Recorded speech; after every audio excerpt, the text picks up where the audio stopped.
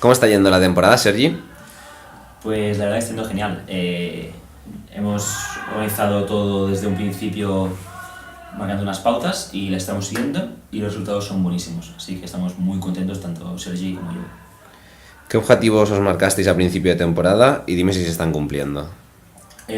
Objetivos teníamos dos, que sea el de club, que era el ascenso, y vamos líderes. Y el otro objetivo ya sería más personal, era que el equipo consiguiera jugar de forma vistosa el estilo de 4-0. Y de momento, bueno, llevamos 5 meses y se empiezan a ver cositas. ¿Cómo te sientes en tu primera temporada como entrenador de este club? Bien, muy querido. Llevo aquí como jugador 5 años y sé lo que es estar aquí como jugador, pero no lo he vivido como entrenador. Y la verdad que es una experiencia muy bonita por todo el equipo humano que hay, las instalaciones y por los jugadores sobre todo. Dime una virtud y un defecto de tu equipo, Sergi.